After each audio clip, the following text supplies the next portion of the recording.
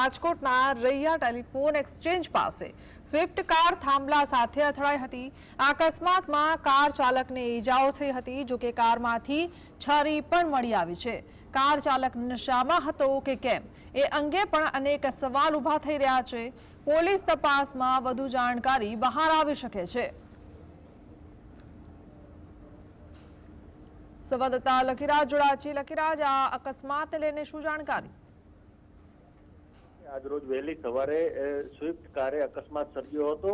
રાજકોટ શહેરના 150 foot ring road પર આવેલા રૈયા ટેલિફોન એક્સચેન્જ નજીક થાંભલામાં જે સ્વિફ્ટ છે તે અથડાઈ હતી અને જે સ્વિફ્ટનો કડુટલો છે તે બોલી ગયો હતો। તો બીજી તરફ જોવા જઈએ તો જે અકસ્માતમાં જે કાર ચાલક છે તે ઘવાતા તેને ખાનગી હોસ્પિટલમાં દાખલ કરવામાં આવ્યો છે।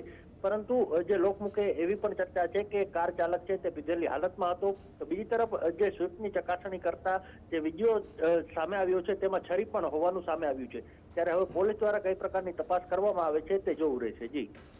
જી, આભાર।